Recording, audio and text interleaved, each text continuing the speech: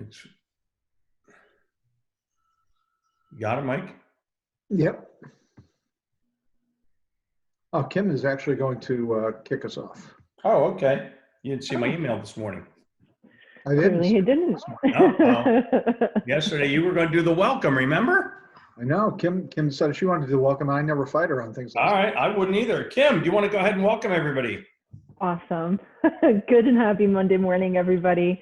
It's so nice to see all of you back. We had a nice break, and it was nice to get notes from some of you letting us know that you were missing the routine, right? Because we've been doing this for quite a few weeks, getting in a nice rhythm, in settling into our new normal of the world. And for those of you that might be joining for the first time, my name is Kim Norton. I am the Chief Experience Officer of Tremazing.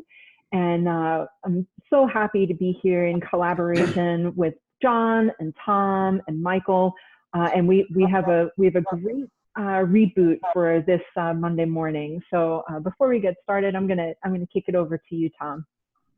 Thank you so much, Kim. Hey, I'm glad to be here. Proud to know these folks, John and Michael and Kim, for quite some time. I'm the CEO at Ziglar. And, you know, Kim, I was thinking about what you were saying about kicking off Monday morning this way. I've actually been leading a webinar for almost 4 years now at 9 a.m. Central Monday. And I have to tell you, the preparation for it, getting up for it, makes my whole week.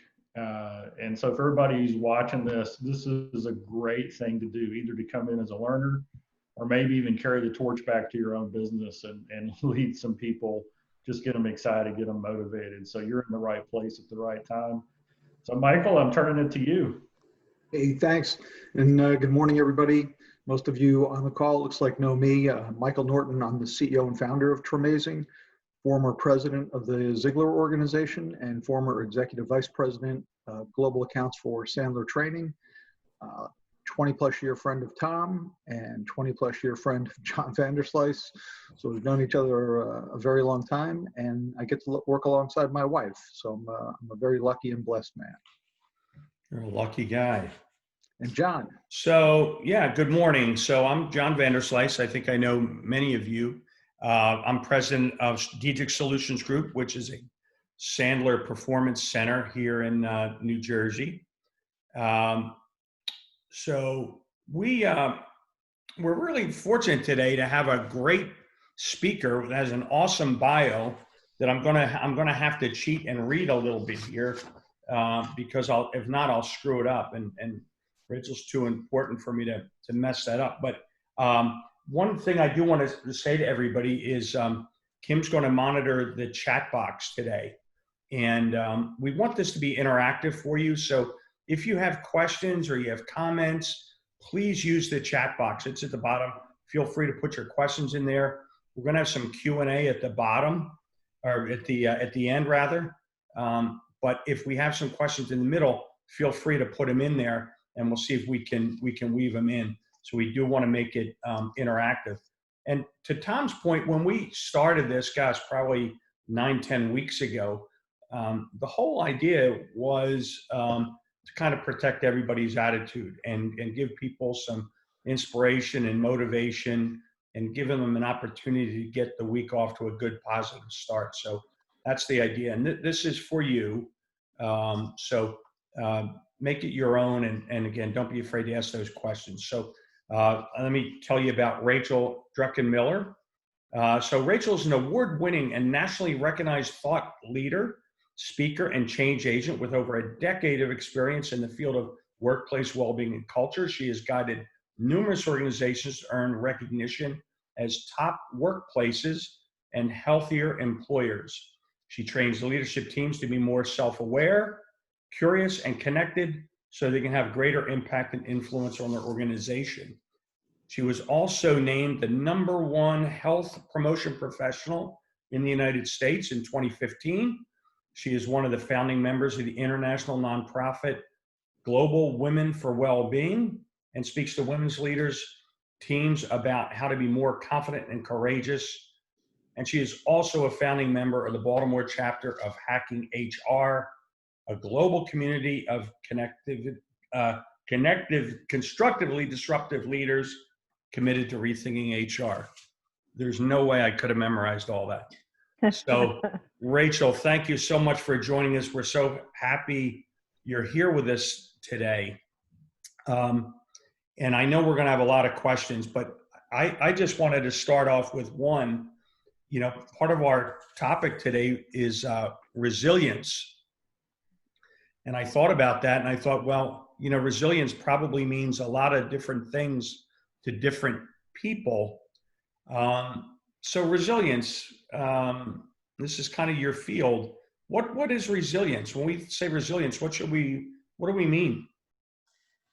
So, I think of resilience as this kind of this set of inner skills and strengths that we use to kind of rebound and recoil from things that are difficult. So when we go through things that are challenging, we go through struggles in life, I think, it's really this sense of drawing on these things inside of us and drawing on support outside of us to be able to navigate things that are really difficult and then come out on the other side, having learned something, having a shift in insight, and being stronger on the other side of it. So it's not just this idea of kind of bouncing back and being tough and pushing through, which I think a lot of people think is what resilience is. Yeah. It's also, as I was thinking, and maybe you could talk to us about this, it's been a difficult time right now through the pandemic. And, I remember when the first time I heard you speak, we talked about, under normal times of stress, people need greater social interaction. Mm-hmm. And now here we are, we're in a situation under great stress for many people, if not most people, and we're quarantined and we have less social interaction really. And there's a lot of external pressure, but we also create a lot of pressure on ourselves. I wonder if you could speak to that. I mean, in your blog and in a lot of your speaking engagements, you've talked about, we sometimes have this need to feel perfect and we have to be tough and we have to be resilient. Can you kind of talk about that a little bit, Rachel? Yeah, I mean, coming from someone who was kind of like been a lifelong like overachiever, the golden child, for me, it came from that my parents had a rough patch in their marriage when I was about 5 years old. And so kids process things differently. And so I internalized that and decided, well, I'm not sure what's going on over there, but that's kind of distressing. So I'm just going to have it all together all the time. And so I'm going to do what's expected of me, in school, at work. And I did that. And I, in our culture, we get rewarded for doing that. We get rewarded no matter what's going on inside. If we're like really struggling inside, but on the surface, we're, successful by society standards, we get rewarded for that. And so we just keep going along that path and not necessarily taking the time to stop and like ask if that's working for us. And so I had a situation 3 years ago where after just pushing, being so focused on my work, putting that ahead of literally everything else in my life, that I completely burned out. I was diagnosed with an acute form of mono called Epstein-Barr virus. I lost my voice. I'd have to sleep 11 hours a night and would not feel rested. I had no energy for probably 5 or 6 months. And as I came out of that experience, what I realized is that I had been so good at putting up that front of acting like I was fine when I wasn't. And I didn't want anybody to see that I was struggling, because I think as high achievers, we have this perception that if someone sees us as vulnerable, as incompetent, as weak, as inadequate, as insecure, that we're going to like get kicked out of the tribe or something.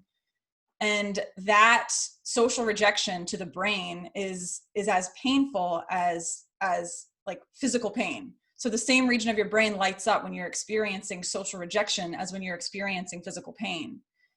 And so, I went through that season, and the greatest gift of completely burning out for me was to recognize that, when you bottom out, you kind of have no choice but to do things differently.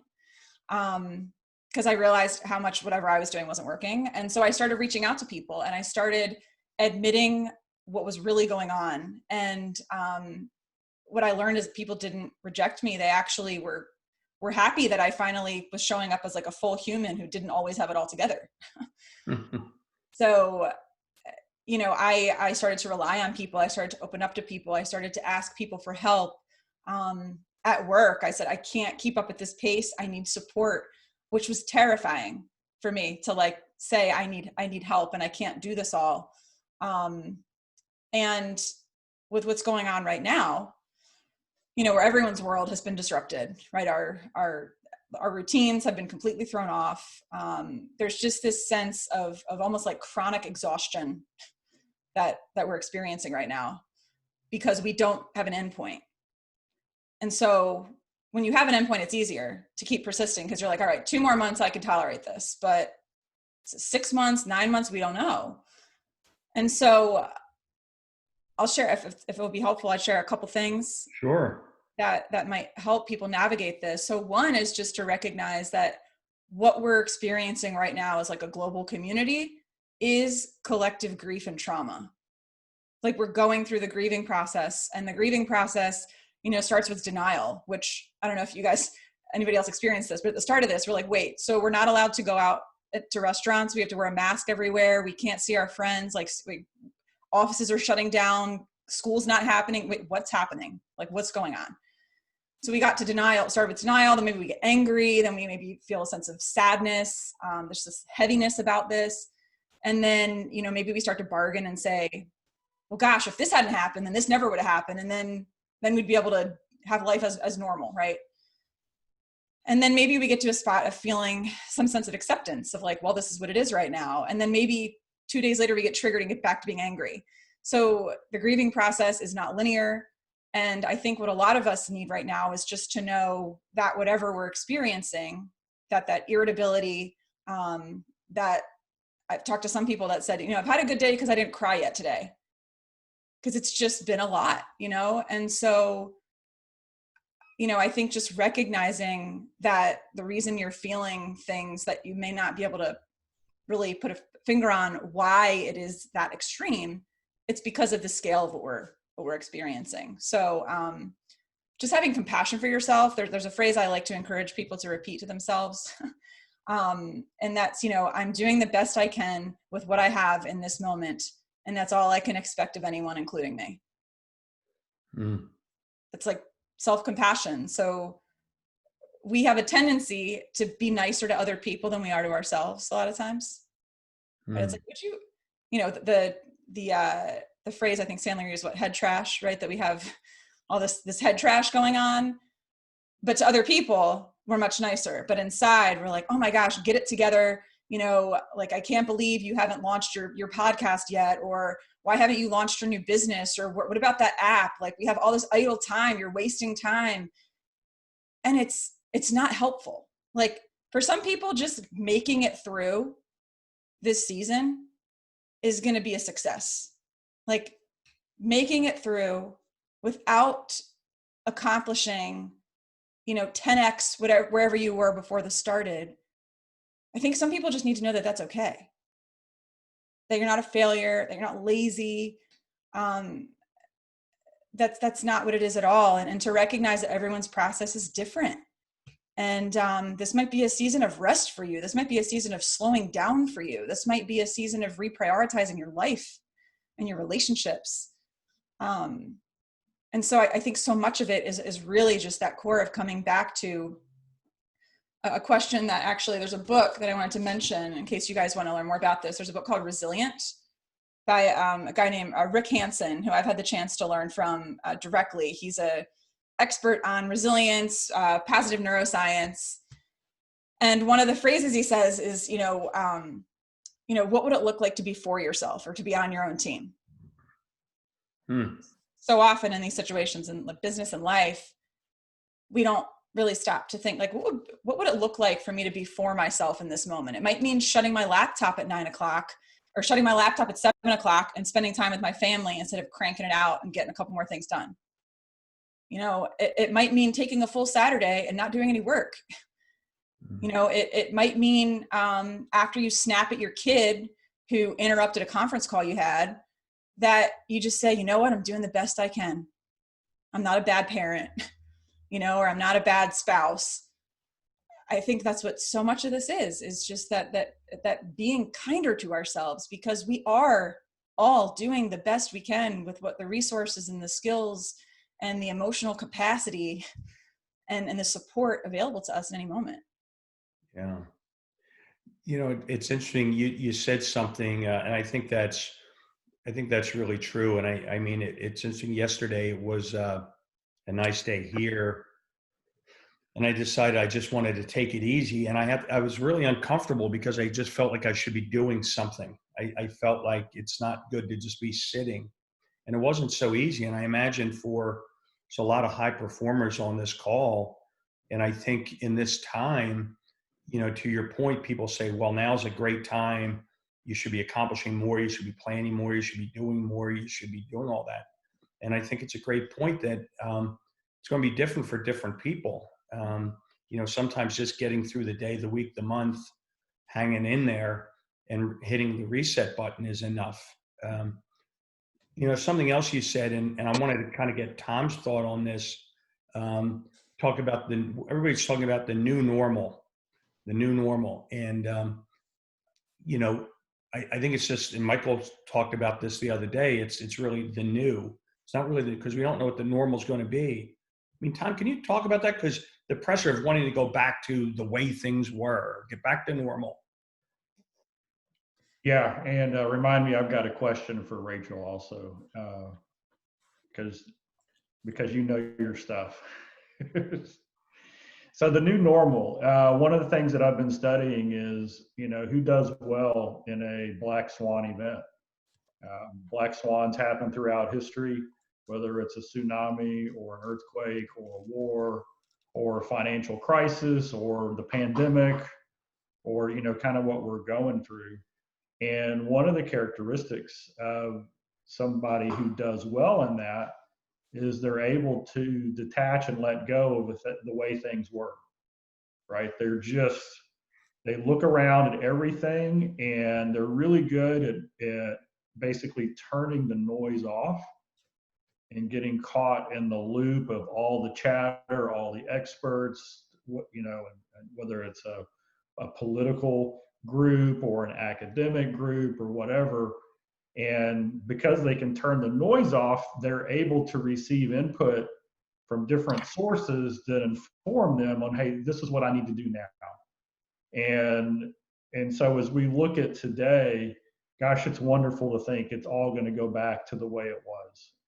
But the reality is there's a lot of things that have changed. And some of them have been probably for the really good, and some of them are going to be really uncomfortable for a while. But what I really like to focus in on is, hey, what can we do right now? What can we do right now to look into the future, to look at the problems that are going on that we can be a solution to, we can be a help to? And then how do I grow myself right now to be the person, the business, whatever the situation is, that's going to be the solution to that? So that's kind of my take on the new normal. And so if we're always, and if we're leading a group of people, we've really got to express that. We've got to say, hey guys, I was reading about the difference between optimism and hope. And in a time like this, optimism is really good, but you can go too far with optimism, right? Because it doesn't address the reality that some people are in. But hope is different. Hope is expressed with, hey guys, just like you, I'm not sure what's going on, but I am sure that there are things we can do right now. There's choices we can make that will better prepare us for what's coming up. And so we've been through things like this before at different levels. I mean, let's face it, if you lose a spouse or you have a relationship breakdown or a business ends or something goes wrong in your life, you get sick, you're riding your bike and you get hit by a car. I mean, these are all kind of black swan traumatic events at a personal level. And we're equipped. Our mind is able to deal with this if we inform our mind and our thinking on what we want to do. So Rachel, here's my question for you. I was working with a client, and you know, he was doing great, and then a lot of issues started coming up, and he started reverting back. And I made this comment. I said, hey, you're a type A. This guy, and it's probably like, I bet 90% of the people on this call are type A, right? We are driven. We love results. We like the accolades. I said, you've had some things happen in the past, and you've just buried that under a pile of victories. Mm-hmm.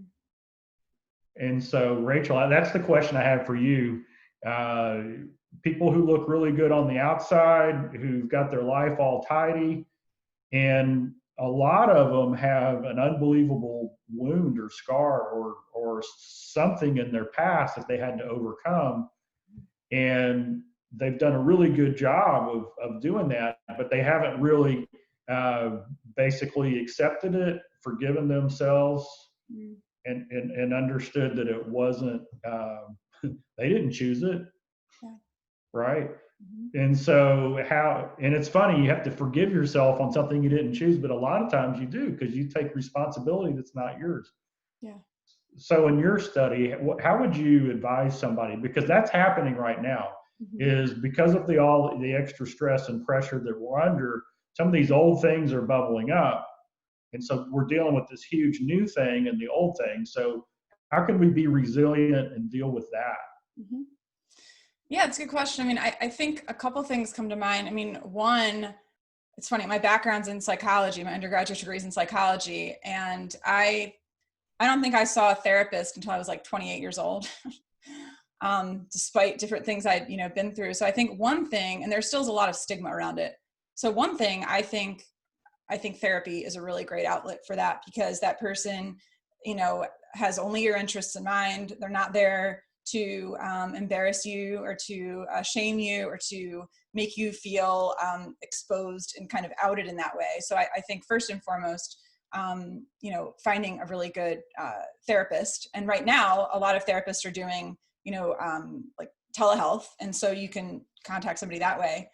I think another thing is to really just do some reflecting and to think about, I think about the difficult things that have happened in my life. And I've chosen, so the sixth part of the grief process that a guy named David Kessler added to those initial 5 is as making meaning. So humans are meaning making machines. We want to understand the meaning behind something. So in a situation like this, where we just feel that there's like, the death count is going up and all these terrible things are happening, it's hard for a lot of people to find meaning in what's going on. And so if you're dealing with some form of struggle in the past, to your point, Tom, expressing that self-compassion of, I didn't choose this. And this is something that, even though I didn't choose it, I'm going to find a way to use it.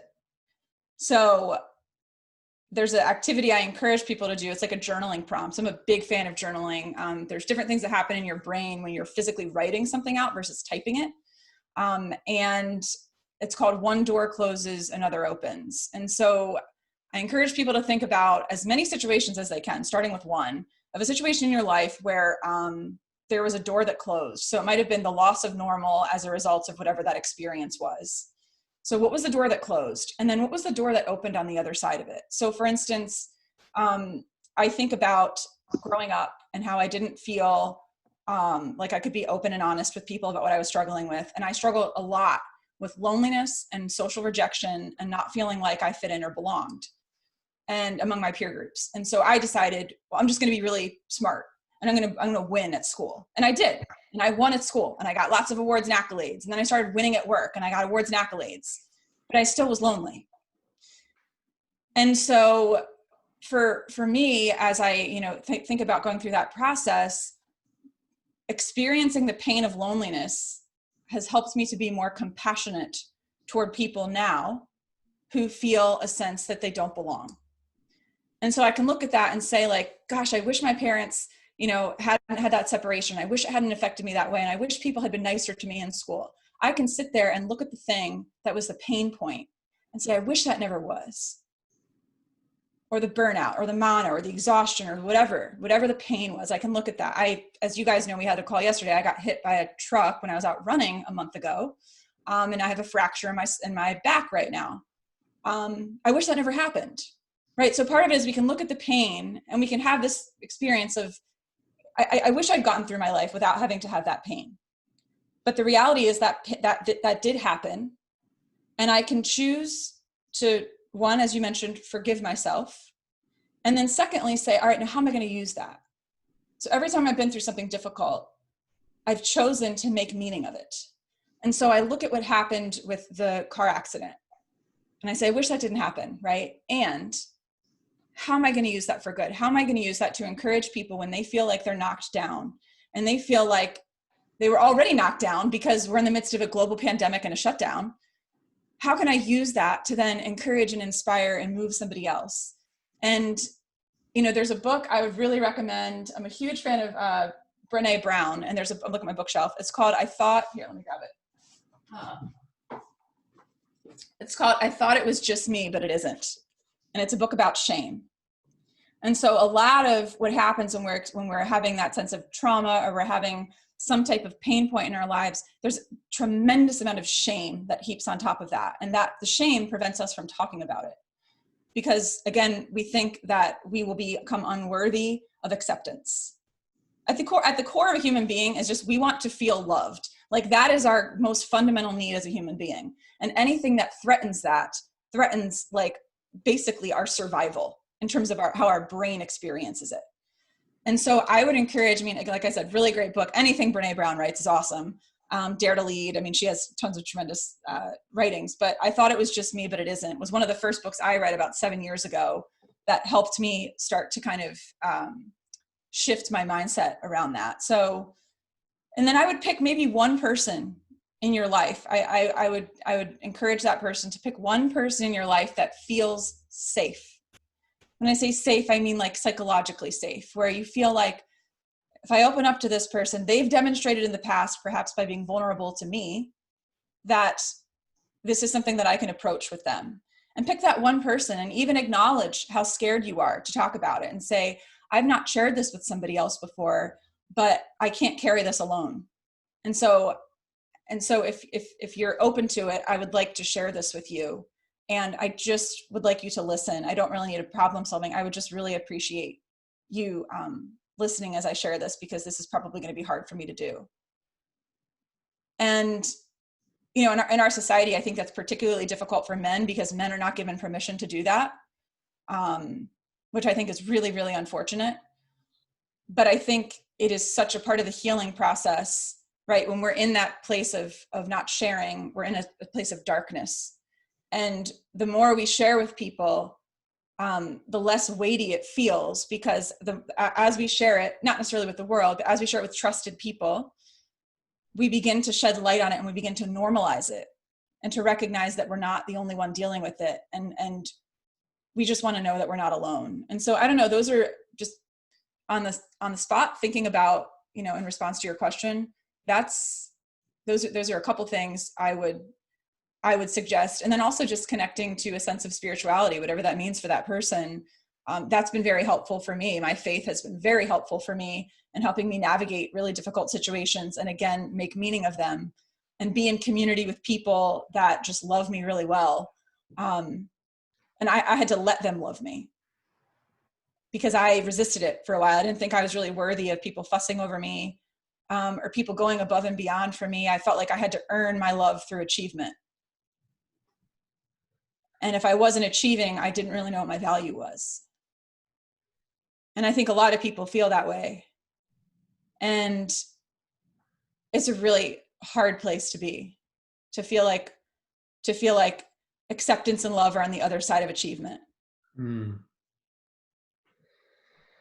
Wow. So I would love to just make a comment about that, Rachel, because I think you're 100% right. When I think about the leadership that's on this call and the people that are here that are running their own business or they're leading their family or they're top performers or high performers or top achievers, and I think what you've been sharing with us, I think it touches each one of us in one way or another. And I'm curious, your thought on when we think about ourselves as leaders, as individuals, and we're going back to now working with our teams or getting back into, going out in the world and calling on customers, and how each one of us is kind of dealing with and processing this, stay-at-home pandemic and the things that may be swirling around in our heads, and we're not exactly quite sure what to do with it just yet. And the impact that might be having on our leadership style with our teams.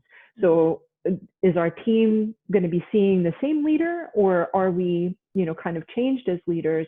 And what are some of the things that we might be able to do to get a little comfortable with being vulnerable with our team, letting them know that our leadership style might just be a little bit different right now? Yeah. So a couple things come to mind. It's a really great question. One, there was a study, it's called the Zenger-Folkman study that was done several years ago, and it looked at a group of about 50,000 managers, and they were curious about what led the most to perceptions of leadership effectiveness. And there were two traits that they were looking at, and it was competence and warmth. And when we think of warmth, we think of a warm leader. We think of somebody who is available, someone who listens, someone who is present with us, someone who is kind, someone who is intentional. We could all list off, any number of words that we think we associate with the word warmth and competence. And most of us think as a leader that I just have to be really competent all the time. And that is the thing that is going to get people to really listen to me. And what they found, again, this studying 50,000 people, they found that warmth was a greater predictor of leadership effectiveness at the highest level than competence was. Now, competence was important, right? I mean, if you have a warm leader who's incompetent, that's not going to work. But right. But if you have a highly competent leader who has zero warmth, like, it's going to be hard to follow that person. And so I share that with people just because, again, it's important for us to know that, because we have certain beliefs about leadership that maybe we don't recognize. There could be another reality. And then the other thing I would share is that Gallup has done research over the past dozen years or so, and they have looked at what are the traits that followers need from leaders, particularly in times of crisis. And so Gallup discovered there's 4 things that followers need. We need trust, compassion, stability, and hope. So by just recognizing that perfection and all the answers are not anywhere on that list, I think can be helpful for people, because trust really is rooted in honesty, predictability, transparency, reliability. And it's also born out of spending time together. Like, think about the people you trust the most. They're probably people you know pretty well, right? So trust is a core thing that we need. And stability, compassion. So a sense that we're cared for, a sense that someone genuinely cares about us. So I know that I'm sure you guys have experienced this in the past 2 months. There's been more conversation trying to get to know the human instead of just getting right to business. Even having conversations like this every Monday morning. I mean, right? That's an example of what that looks like, of showing compassion and care. And then stability is just rooted in what can we do to create any sense of consistency or routine? So is there something we used to do that we can still in some way maintain so people can feel a sense of normalcy? And then hope, right? As Tom has already mentioned, hope is something that essentially gives us guidance and direction for the future. So it's not saying, because nobody knows what's going to happen. Nobody actually knows, because we've never done this before.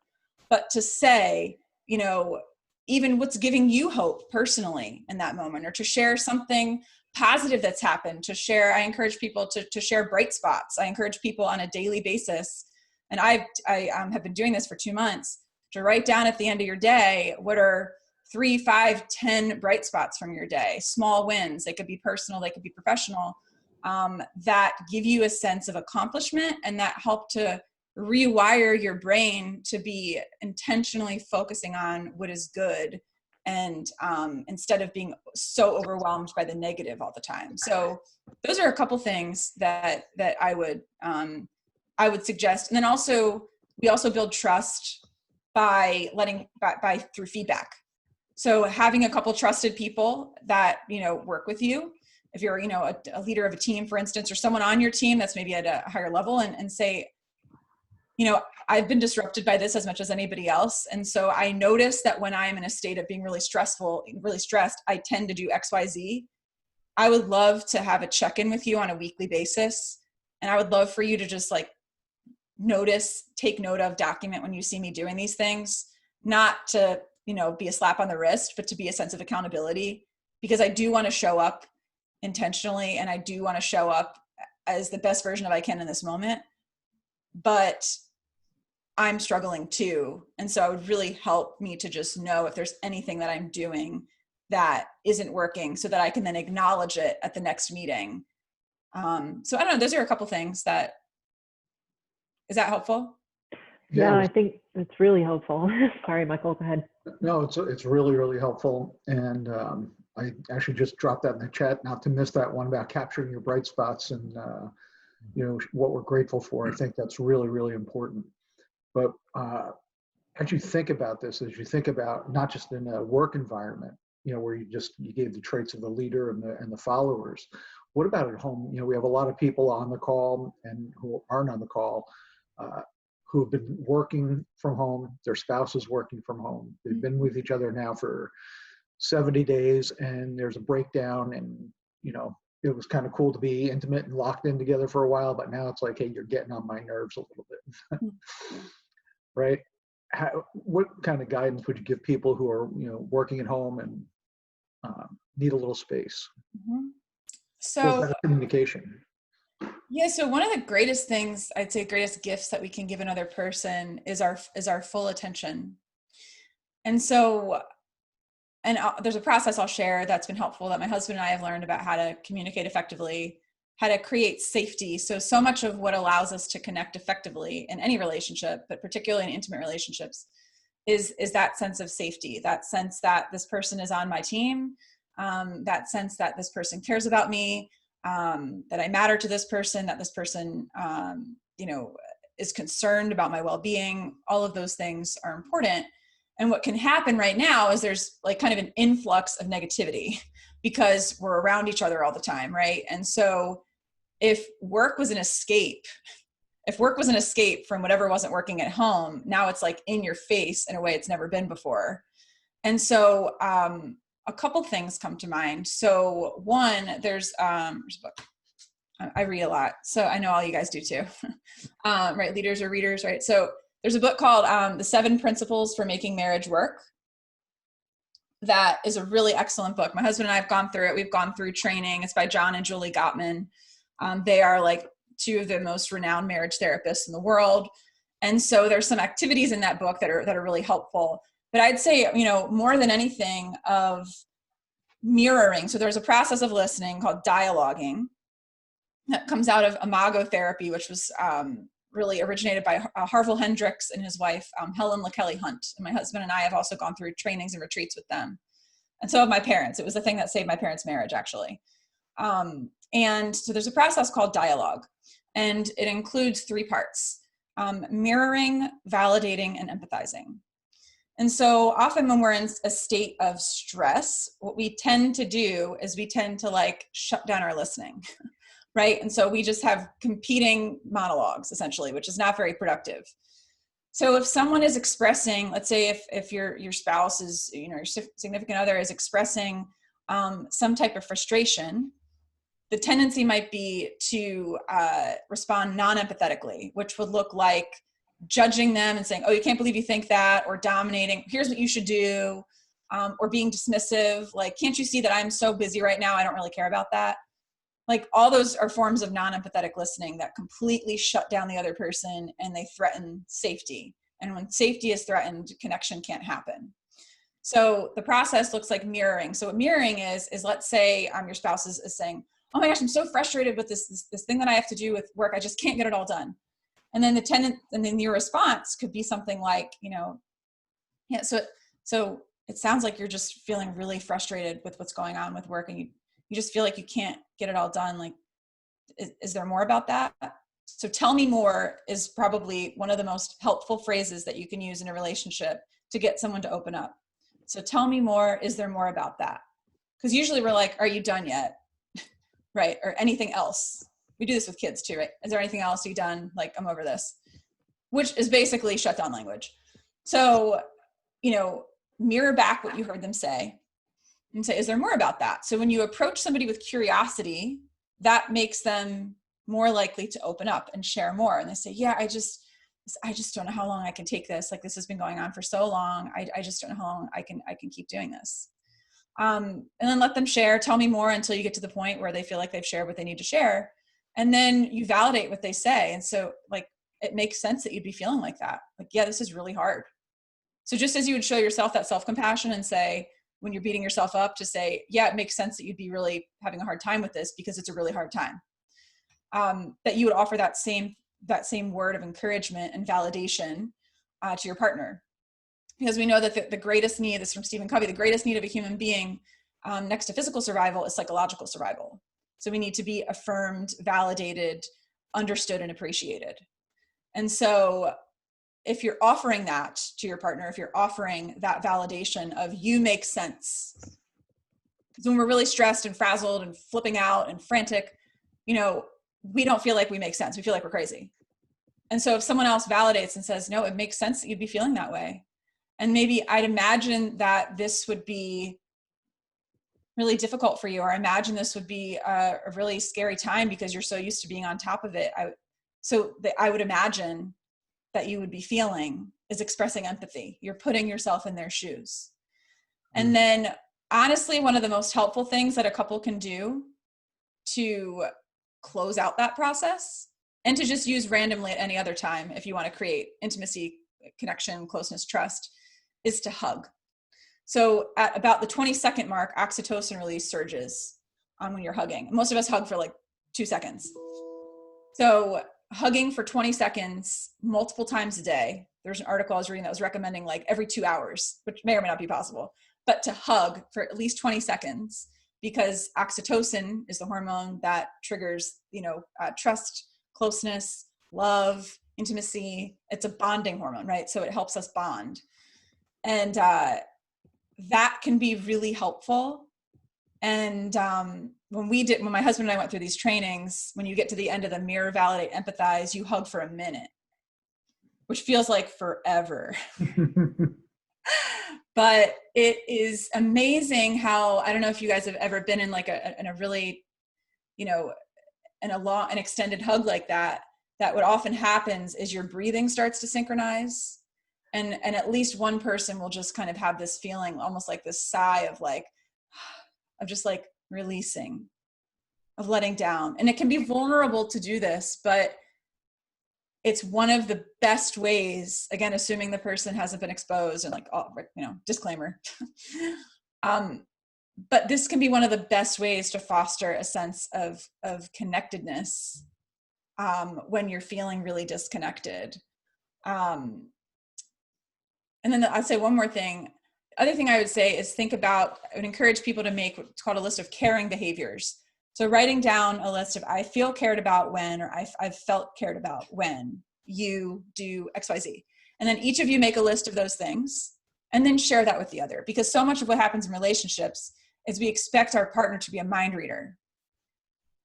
And if they don't know intuitively what we need in the moment, we're like, oh my gosh, like you're failing. You should know me by now, and you should be able to read my mind. That's not effective, and that's going to get you in a bad spot. But if you're open with each other and share, these are when you do these things, I feel loved and cared about, which is a vulnerable act. When you do these things, I feel loved and cared about, and then you sit down and have a conversation and say, oh my gosh, I had no idea that when I did that really, don't question it, but like you might think in your head, I had no idea that was important to her. So like my husband makes me a smoothie every morning. He's a teacher, so his life's been a little thrown off too. But he makes me a smoothie every morning. It makes me feel like he has my back, So those are some things of just to still create those moments of connection and to remind yourselves of what it is that you love about each other, and to try your best when you're projecting your negativity and your frustration on them, to pause and to really consider what's beneath that. Because it's probably not them. They're probably not the cause of it. They're triggering something in you that is and they're just like the only available target. Yep. So is that helpful? I think it was very helpful, and I find it interesting in the chat. David Wenkos, he's always so good in here. Yes. David, I don't want to put words in your mouth. You wrote it, but you said it felt awkward at first because he tried the 20-second hug. And tell us about that, David. Well, Rachel and I met, at this point, a few months ago. And yeah, he's the reason I'm here. David's the reason that John even heard what I do. So thank you, David. Oh, hey, this is cool. I love seeing this. But I remember on the webinar that we did together, John Harbaugh was also there, and head coach for the Ravens. And that was what really caught him, was the 20-second hug. And he has continued to do those 20-second hugs with both his wife and his daughter. And my daughter has shut me down on the 20-second hug. 17-year-old does not think that is so cool. But the first time with my wife, it was like, okay, I don't take this long to hug. There's so many things to do. Life is urgency. Life is, come on, do. And it was getting past that first sense of it and just saying, no, just let it be here. And by the time we got to 20, there was an intimacy to it that was not something normal. And that was really, really nice. That's awesome. That's so great. That makes me so happy. Well, it's easy, right? 20 seconds. Most of us are like, I'm too busy to fix my entire marriage. It's like, just hug for 20 seconds. Yeah. Well, hugging, to that point, it's a connection with somebody. Yeah. And, one of the things I really loved about, as I shared going through some of your past work and things that you've written about, what happens when you have that feeling like you should reach out? Mm-hmm. Should you, how important is it to not overlook that feeling that you should reach out to somebody?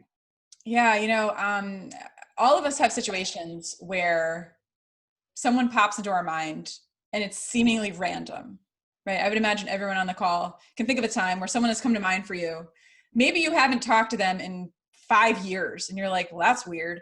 And so we judge it, or we're uncomfortable because we're like, I normally would not just have a random outreach to that person. And then we just dismiss it.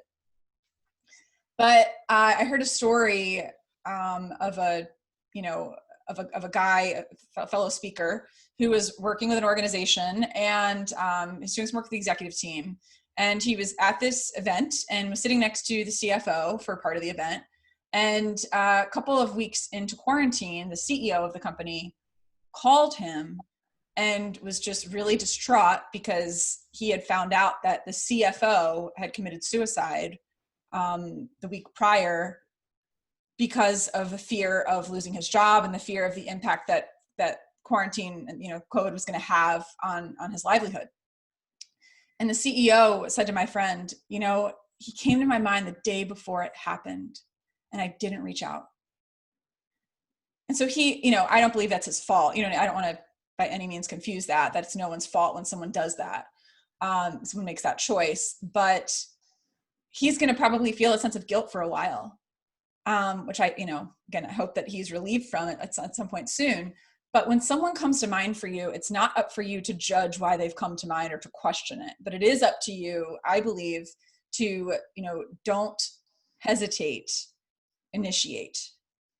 So I had this happen when I was going through my burnout experience. I had a friend text me, and the text started with the words, "Warning, unsolicited observation coming." So I was like, can I just delete this one? And it was like a screen and, a scroll up, and it was a long text message. And she said, I see you posting on social media about, not worrying so much about achievement and about slowing down, but you don't really seem to slow down yourself. And she said, if you don't seem content or fulfilled. I wish you could just see with the rest of us, or I wish you could just believe the things you're sharing with the rest of us, because we really think you're amazing. And when I read those words, that someone else was able to recognize that even though I was successful on the surface, I was not content or fulfilled inside. I felt like so exposed. I was like, oh my, that's like my worst fear, is that someone would know that, And because I was so bottomed out at that point, I wrote back and I was like, yeah, you're right. You're totally right. and she is somebody who had earned the right to say that to me because we had been friends for a while. And so we had shared different experiences with each other. And so she was still courageous to do it, but she had the relational capital built up to be able to do that, right? To be able to make that withdrawal. And another friend the next day, another friend who did not know everything that was going on in my life, texted me and said, you know, you were on my mind today, and I just wanted to reach out, just, you know, to let you know that you will get through this. And then she said, push, pray until something happens. And it was just an encouragement. And so those two people, that happened 3 years ago. And I'm talking about it right now. So the impact that that had on me to feel seen was just tremendous. And then in the midst of this injury, in the midst of the recovering from this car accident, a woman I have never met before, who I was serving on a panel with 2 weeks ago, reached out to me the day after the accident when she saw what I posted on LinkedIn what happened. And she contacted me and she said, I want to do a meal train for you and your husband. And my first reaction was like, I mean, we can afford to buy meals. Even if we have to do takeout, like my husband, he's fine. He can go to the grocery store. I started to rationalize why I didn't need help, which is what a lot of us do. We're really good at rationalizing why we don't need someone to help us. And I like to reframe that and think, if letting someone help us feels weak, what if we shift that to say, how can I let this person bless me? And so then I reached out and I said, I would love to talk about how to do that. And so that night we got on the phone 45 minutes. She set up the meal train, and we've had meals provided. I've had probably 24 cards sent and gifts sent in the mail. And it has been such a gift to us in this season, as I can't do many things for myself right now. For my husband and I to just have that support. And so she reached out, not even knowing me. She reached out and was like, how can I serve you? And I got past my ego, which is what the ego is for many of us, the biggest thing in the way. I got past my ego and was like, oh my gosh, this is a human to human connection. This is another human who wants to offer us support. And I'm going to receive that. I'm going to let her give me that gift. And it has been one of the most significant things that has helped me get through this particular season. So, you know, I would just say even right now, as you're hearing this right now, write down the name of somebody who has come to mind for you recently that you have not reached out to. And then before your head hits the pillow tonight, reach out to them, whether it's a text, a voice text, a phone call, an email, a LinkedIn message, something to just let them know, hey, I was thinking about you. I just want to check in. You want to catch up sometime this week? You don't have to like pour out your heart. You can just like literally say, you came to mind for me, and I just want to see how you're doing. I just wanted to check in. So that's what I would say about reaching out. That's awesome. Yeah. Gosh. Okay. So, I mean, there's so much there, Rachel. Another question. We don't have time for it though. So, but we do have about 5 minutes. Let's put it out to the group. I mean, anybody have a question for Rachel I'd like to ask? Go ahead and put that in the chat box. And Kim, maybe we could see if there's something there. But while we're getting that, I'll kind of capsulize really not so much my question, but in one of your blogs, I think it ties together whether it's personal or professional, ties into Kim as well. You talk about when people feel as though what they do and who they are matters, they're much more likely to go the extra mile at work and participate. And I do think as our identity, not our role, right? That when we feel that who we are and what we do matters, is a real difference maker. And I think that's part of, I mean, everybody on this call matters, and what they do is important. And I think we have to remember that. And we have to help people remember that, because we can lose sight of that. But Kim, do we have anything in the chat box for question for Rachel? No questions, just lots of really good banter and comments around all of the different topics that we've been talking through today. I think that this was a great way to kind of get our Monday morning wake up calls restarted after the holiday. Yeah. So I think that is excellent. Thank you very much for everything that you've brought to the group today. Sure. Thanks for having me. And I just put in the chat, I thought it'd be helpful. I actually this morning published a new article on LinkedIn called Navigating the Next Normal. So instead of calling it, seems like new normal, it's just the next normal. So like my next normal is that I'm in a back brace for like 6 to 8 weeks. That is not my new normal, thank God. It's just my next normal. So the next normal after that is probably going to be like 3 months of physical therapy. And then after that, I don't know, but it's just, I feel like it makes it easier for us to kind of get through that. So I just shared some reflections around that of kind of where we've been, how we can shift our mindset. And then I included at the end, like just talking about as we navigate the new normal, what are 2, areas that we can really focus on that we can control. So I hope I just thought, given the conversation, I was like, oh, I should probably mention that because I just published it before the call this morning, if that's helpful for anyone. That's perfect. And we recorded this and we'll get it out to everybody. And feel free to share the recording too with people and share this invitation each week. The more people that we can impact, the better. And I'll include everybody's contact information when I send out the recording. So if you have any questions, if there's anything we can do to help anybody, please feel free. Don't hesitate to ask, whether it's myself, Tom, Michael, Kim, or Rachel. Certainly, I'll include her contact information, and we're happy to do it. I think, again, Kim, this was a great way to restart our little mini vacation. So tons of great information here. Really appreciate it. Rachel, thank you so much. Really rocked it. It was awesome. Thank you. Thank you so much. This was a really fun way to start my week too. So I'm off to do a podcast interview, but this was amazing. And if you ever want to continue the conversation, let me know. I'm happy to Awesome. come back on with another great group of people. So thank you. Love it. Okay. Be well. Okay. Stay safe, everybody. Okay. Take Bye. care. Bye. Bye, everyone. Bye. Well, You.